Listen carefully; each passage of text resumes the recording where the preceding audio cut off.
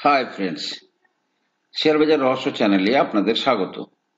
আশা করি আপনারা ভালো আছেন এবং সুস্থ আছেন। ফ্রেন্ডস, গত এক মাস যাবৎ দেখছি যে আমার চ্যানেলের প্রতি আপনাদের ভালোবাসা বাড়ছে। গত এক মাসে প্রায় ৩০০-র অধিক নতুন সাবস্ক্রাইবার জয়েন করেছে। নতুন বা পুরনো সাবস্ক্রাইবার সবার জন্য আজকের ভিডিওর শেষ পোর্শনে অত্যন্ত কিছু গুরুত্বপূর্ণ কথা থাকবে, সেগুলো কিন্তু অবশ্যই মন দিয়ে শোনার চেষ্টা করবেন। ঠিক আছে? তো ফ্রেন্ডস, নিফটি আজকে কনসলিডেট করেছে, অর্থাৎ ২৪,১৯৫তে ক্লোজিং দিয়েছে, ২৭ পয়েন্ট নিচে। ব্যাংক নিফটি ৫২,১৯২ অর্থাৎ ১৬ পয়েন্ট নিচে ক্লোজিং দিয়েছে। আজকে ডিআইআই ১৯১১ কোটি টাকার সেলিং করেছে, এফআইআই ১১৫৮ কোটি টাকার বাইং করেছে, অর্থাৎ সেকেন্ডে এফআইআই আমাদের দেশে পয়সা লাগাচ্ছে। ফ্রেন্ডস, যখন মার্কেট নিচ থেকে ওপরে উঠছে তখন সে প্রত্যেকটা ধাপে রেস্ট নেবে। রেস্ট নিয়ে সে সিচুয়েশন অনুযায়ী ভাববে পরের স্টেজে যাবে না নিচে যাবে। তবে সাধারণত শেয়ার বাজারে যদি উপরের লেভেলে সাস্টেন করতে থাকে মার্কেট, তার মানে বুঝতে হবে যে সে উপরের লেভেলের দিকে যাওয়ার জন্য মনস্থির করছে। সবই কিন্তু সম্ভাবনা। এগুলো কিন্তু যত মার্কেটে আপনাদের দিনের সংখ্যা বাড়বে, যত আপনাদের অভিজ্ঞতা হবে, তত কিন্তু এই সমস্ত জিনিস অটোমেটিক্যালি আপনারা নিজেরাই ডায়াগনোসিস করতে পারবেন যে মার্কেট নিচে যাওয়ার কথা ভাবছে না মার্কেট নিচে আসার কথা ভাবছে, based on all the scenario, global এবং লোকাল। ভারতবর্ষের বিভিন্ন সিনারিও, বিশ্বের সমস্ত সিনারিও, ঠিক আছে? তো এইভাবে কিন্তু মার্কেটের যে টোটাল মানে সাইকেলটা চলতে থাকে। তাহলে মার্কেট বর্তমানে কনসলিডেট করছে এবং হায়ার লেভেলে কনসলিডেট করছে। মার্কেট প্রায় 1/3 উপরে চলে গেছে। যে কারেকশনটা দিয়েছিল তার 1/3 এর কাছাকাছি মার্কেট উপরে গিয়ে সেখানেই কিন্তু কনসলিডেট করলো আজকে দ্বিতীয় দিন। অন্যদিকে ডলার ইন্ডেক্স কিন্তু ধীরে ধীরে কুলিং অফ হচ্ছে।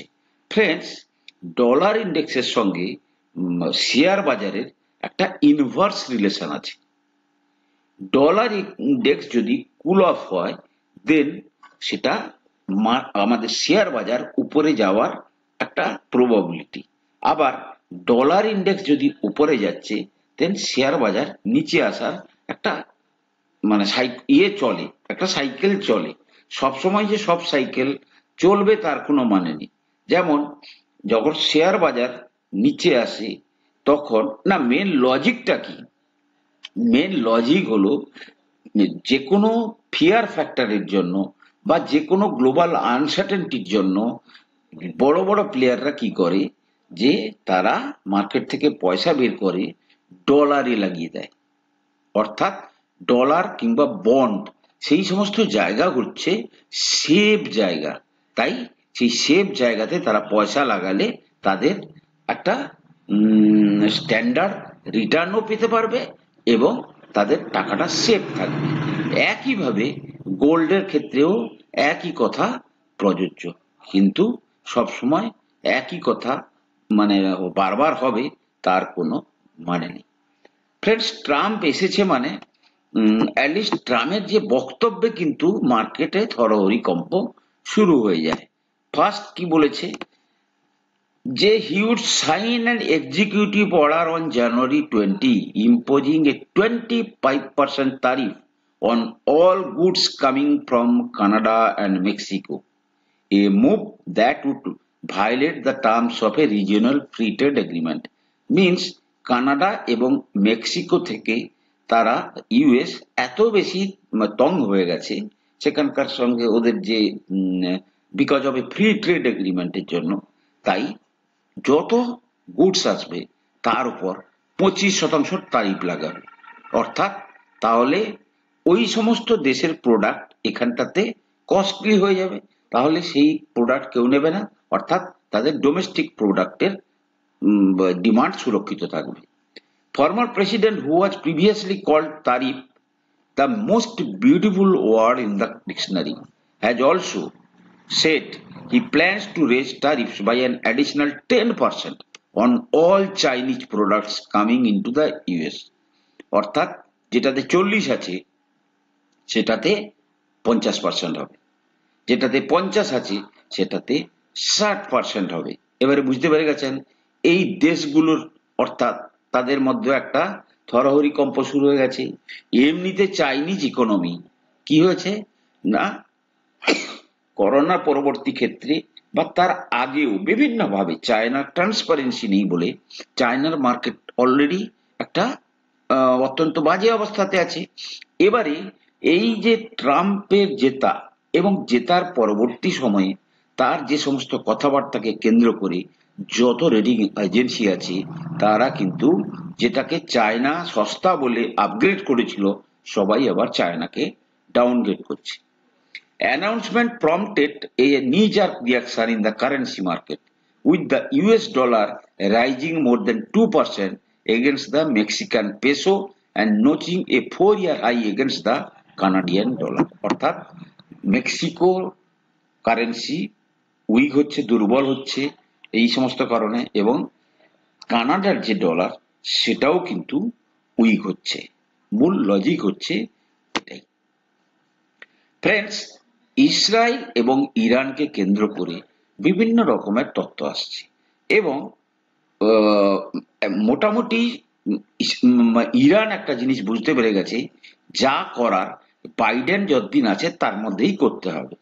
সাম সোর্স বলছে যে উভয় পক্ষের মধ্যে একটা ডিল ফাইনাল স্টেজে যাচ্ছে, মিনস যে একটা দীর্ঘমেয়াদী শান্তির ব্যাপারে একটা কথাবার্তা অনেক দূর এগিয়েছে। আবার অন্যদিকে দেখা যাচ্ছে যে Iran gives signal for final retaliation against Israel. Iran Supreme Leader Ali Khamenei said that Israel as well as the United States will receive a crushing response for what they do against his country. অর্থাৎ একটা বড় বড় warning দিচ্ছে। হয় বাইডেনের টাইমে, কারণ Donald Trump বলে দিয়েছে আমি ক্ষমতায় আসার পরে যদি তোমরা কোনো কিছু না করো আমরা কিন্তু ইসরায়েলকে কোনো কিছু বলবো না যে তারা কি করবে না করবে। অর্থাৎ ইসরায়েল যে পরমাণু ব্যাপারে তাদের পরমাণুতে বোম্বিং করবে, দেখুন ইসরায়েল অনেক পাওয়ারফুল, সুতরাং তাকে কিন্তু আমরা কন্ট্রোল করবো না, সে তার যা ইচ্ছা হয় তাই করবে। সুতরাং যা হওয়ার এই পার্টিকুলার টাইমটার মধ্যে হয়তো ফাইনালাইজ করার একটা চেষ্টা চলতে পারে এবং একটা কম্প্রোমাইজে আসতে পারে। ফ্রেন্ডস, হিন্দুস্তান ইউনিলিভার আপনারা জানেন এফএমসিজি কোম্পানি। আপনারা বেশ কয়েক বছর আগে 2016-17 সালে তারা একটা প্রোডাক্টকে অ্যাকোয়ার করে, সেটা হচ্ছে আইসক্রিম, কোয়ালিটি আইসক্রিম, আপনারা সবাই জানেন। হিন্দুস্তান ইউনিলিভারের বোর্ড এখন সিদ্ধান্ত নিয়েছে যে তারা এই আইসক্রিম বিজনেসটাকে হিন্দুস্তান ইউনিলিভারের বিজনেস থেকে আলাদা করে দেবে। মিনস সেটা কিন্তু একটা আলাদা এন্টিটি হিসাবে মার্কেটে লিস্ট হবে। অর্থাৎ আইসক্রিমের মার্কেটটাকে এবং যখন টোটাল হিন্দুস্তান ইউনিলিভারের বিজনেস থেকে আইসক্রিম বিজনেসটা আলাদা হবে, আইসক্রিম বিজনেস অনেক ভালো ভ্যালুয়েশন পেতে পারে। ওকে, তো সেক্ষেত্রে যাদের কাছে মানে হিন্দুস্তান ইউনিলিভারের শেয়ার আছে তারা কিন্তু প্রত্যেকে ওই যেটা ডিমার্জ হবে তারও কিন্তু শেয়ার যেভাবে রেশিও ফিক্সড হবে সেই রেশিও অনুযায়ী আপনারা পাবেন। তো ফ্রেন্ডস, এবারে আমরা আমাদের আজকে যেটা আমি বললাম, নতুন এবং পুরনো সবার জন্য একটা কথা বলি ফ্রেন্ডস।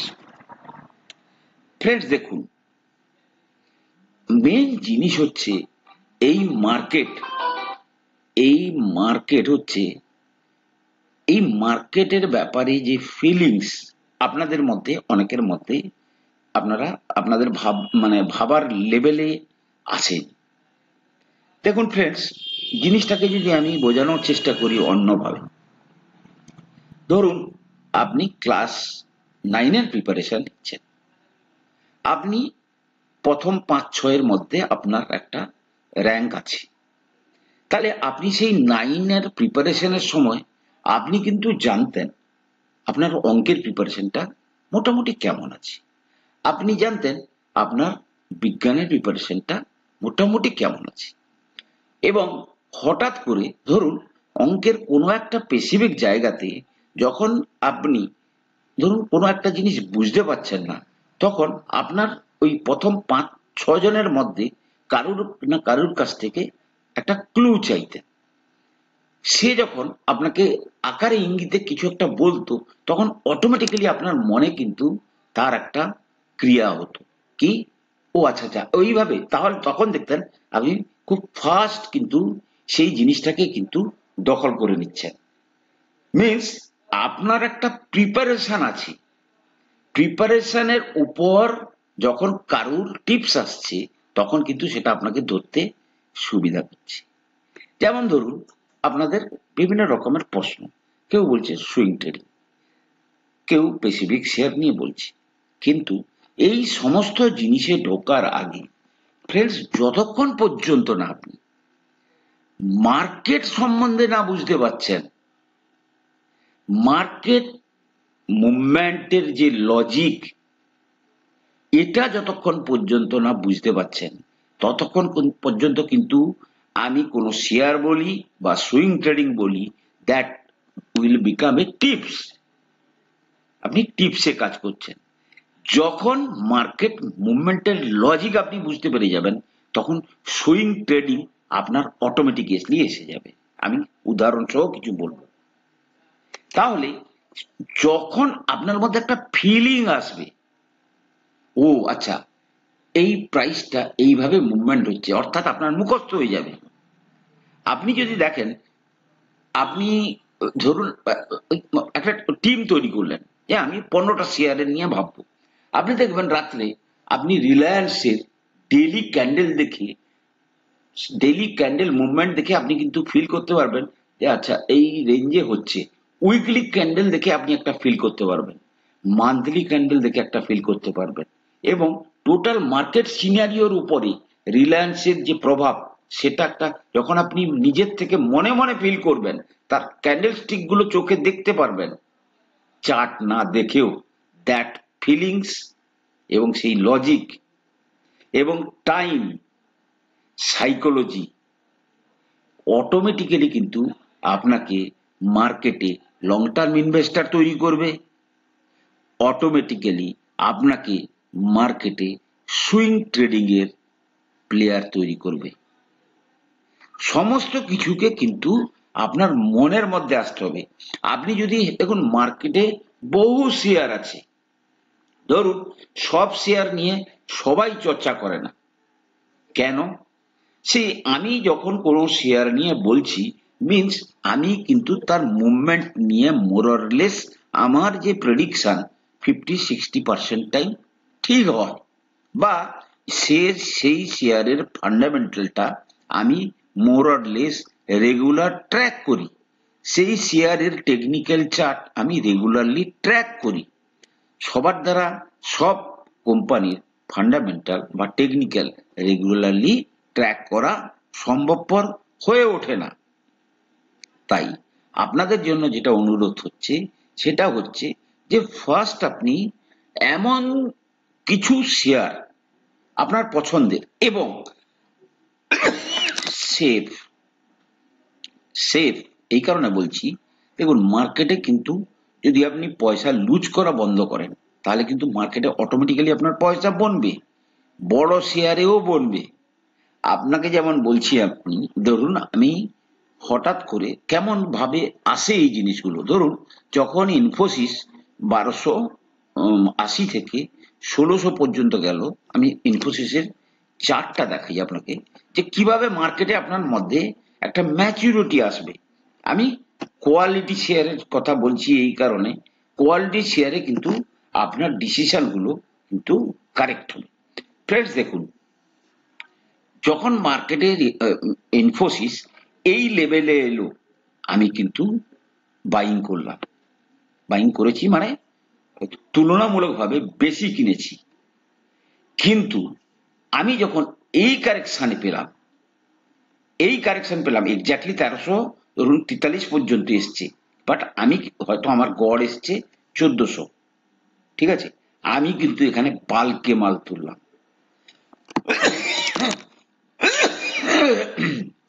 অর্থাৎ আমি যখন বাল্কে মাল তুললাম, অর্থাৎ খুব বড় কোয়ান্টিটি তুললাম, তখন আমি ধরুন 1 লাখ টাকার মাল তুলেছি, আমি যদি 10% উপরেও চলে যাই, আমি কিন্তু ভালো প্রফিটে আছি। আমি কিন্তু ধীরে ধীরে কিন্তু পজিশনকে কাট করছি। এবারে এই সমস্ত টাইমে যাওয়ার পরে আমার কিন্তু আসল পয়সা আমি তুলে নিলাম। মিনস আমি যদি 100টা কিনি, আমার 70টা কিনলে কিন্তু আসল ফিরে আসছে। মিনস 30 যেটা হচ্ছে, that is my long term investment. Clear? তাহলে আমাকে অত্যন্ত বড় শেয়ার, দেখুন বড় শেয়ারে এই মুভমেন্টকে আপনি প্রেডিকশন করছেন। যেমন ধরুন রিলায়েন্স, আমি দীর্ঘদিন ধরে আপনাদেরকে বলেছি যে রিলায়েন্স, দেখুন রিলায়েন্স যখন এই লেভেলে এসছে, আমি কিন্তু ড্রাস্টিক্যালি কিনছি। ধরুন আজকে আমি কিনছি, এই কারণে কিনছি, আমি এমন পরিমাণে কিনবো যাতে করে আমি ধীরে ধীরে করার পরে আমার যাতে একটা পার্সেন্টেজ অফ শেয়ার আমার লং টার্ম পোর্টফোলিওর জন্য কিন্তু যাতে থেকে যায়। ক্লিয়ার? তাহলে কিছু শেয়ারে যদি আমি, যেমন ধরুন Asian paint, Hindustan Unilever, Nestle, LTIM, Bajaj finance, Bajaj finserv, আপনার ভুলও হবে, কিন্তু তার মধ্যেও কিন্তু যেমন ধরুন আমার পছন্দের শেয়ার হচ্ছে এসডব্লিউসি লাইফ। আপনি বিশ্বাস করতে পারবেন না যে কিছু আমি অনেক শেয়ার আছে গত 4-5 বছরে আমাকে 7 গুণ 8 গুণ রিটার্ন দিয়েছে, এবং সেখানটাতে আমি যত ইনভেস্ট করেছি তার 3 গুণ রিটার্ন নেওয়ার পরেও সেখানে আমার যে সমস্ত শেয়ার পড়ে আছে তার যে ওয়েলথ ক্রিয়েট হয়েছে, দ্যাট ইজ অত্যন্ত ফ্যান্টাস্টিক। সুতরাং মূল কথাটা হচ্ছে সমস্ত শেয়ারে না গিয়ে কিছু নির্দিষ্ট পরিমাণ শেয়ারে আপনার কনসেন্ট্রেশনটাকে লিমিটেড করার চেষ্টা করুন, যাতে করে আপনি ধীরে ধীরে আপনার ক্যাপাসিটি বাড়ান। এই নয় পুরো আপনি আগে দেখুন কোন বিজনেসটা ভালো চলবে, সেখানে আপনি আপনার জিনিসটা শুরু করুন। যেমন ধরুন কেউ আপনার মানে আপনাদের মধ্যে থেকে দুটো এনার্জি শেয়ার নিয়ে বলেছে, জেএসডব্লিউ এনার্জি, সোয়ান এনার্জি। আমি আপনাদেরকে চার্টে দেখাই, জেএসডব্লিউ এনার্জি, সোয়ান এনার্জি আমি ফলো করতাম না, দেখলাম কোম্পানিটা ভালো। জেএসডব্লিউ এনার্জি আমি ফলো করতাম, but not in my favourite list, কারণ আমি টাটা পাওয়ারের ব্যাপারে অত্যন্ত কনসেন্ট্রেটেড, কারণ আমি তার মুভমেন্ট দেখছি। আমি তাহলে জেএসডব্লিউ এনার্জি কি করেছে না, 801 থেকে 657 লেভেল অব্দি এসছে, অত্যন্ত ভালো শেয়ার। এবারে আমি যদি আমার যদি এর মুভমেন্টকে বেটার লাগে, দেখুন কারেকশন, আজকে এই শেয়ার ধরুন এই লেভেল থেকে, আজকে এই যে ফিবোনাকি রিট্রেসমেন্টে আমি যদি দেখাই, এই জায়গা থেকে সে কি করেছে, এতদূর পর্যন্ত তো এসছে, 1 বছরে হোক 2 বছরে হোক। তাহলে যদি আমি দেখি এই লেভেল পর্যন্ত আসার পরে, মিনস এটা কোথায় 200 থেকে সে 800 অব্দি এসছে, 800 থেকে আমি আশা করব কি সে অ্যাটলিস্ট 0.5 পর্যন্ত সে রিট্রেসমেন্ট দেবে, নাও দিতে পারে, বিকজ তার ফান্ডামেন্টালের মধ্যে বেটার হচ্ছে। তাই এই সমস্ত জিনিসে প্রেডিকশন করা কিন্তু খুব মুশকিল, কারণ কখন কোন গ্রাউন্ডে কোন শেয়ারের উপর এফেক্ট আসবে সেটা বলা খুব মুশকিল। বাট যদি আপনি প্রফিটে আছেন, পার্সিয়ালি প্রফিট আপনার বুক করা উচিত। আর যদি আপনার পরিমাণ কম থাকে, ধরুন আপনি প্রফিটে আছেন, হয়তো এই রেঞ্জের প্রফিটে আছেন, আপনি 400 টাকার রেঞ্জে কিনেছেন, তাহলে কিন্তু আপনার আরেকটু নিচে এলে আরো অ্যাড করা উচিত। ততক্ষণ পর্যন্ত আপনার অ্যাড করা উচিত যতক্ষণ পর্যন্ত না আপনি কোথাও না কোথাও কিছু না কিছু প্রফিট বুক করা পর্যন্ত যেতে পারছেন। ঠিক আছে ফ্রেন্ডস, একইভাবে সোয়ান এনার্জিও একইভাবে আপনারা দেখতে পারেন। সোয়ান এনার্জি শেয়ারটাও ভালো শেয়ার, কিন্তু দীর্ঘদিন ধরে কনসোলিডেট করছে। এটার মধ্যেও কিন্তু একটা ভালো মুভমেন্ট আপনি আশা করতে পারেন, কারণ এরও ফান্ডামেন্টাল খুব ভালো। ফ্রেন্ডস, ভিডিও বড় হয়ে যায় এই সমস্ত জিনিস বলতে বলতে। যাই হোক, চ্যানেলটাতে আপনাদের ভালোবাসা দেখে আমি খুবই উৎফুল্ল। ভালো থাকুন, সুস্থ থাকুন। আমি কোনো সেবি রেজিস্টার্ড অ্যানালিস্ট নই। কোনো শেয়ারে কেনা বা বিক্রির আগে আপনারা কিন্তু আপনাদের ফাইন্যান্সিয়াল অ্যাডভাইসারের পরামর্শ নিয়েই কিন্তু শেয়ারে কেনা বা বিক্রির সিদ্ধান্ত নেবেন। ভালো থাকুন, সুস্থ থাকুন। কথা হবে পরের এপিসোডে।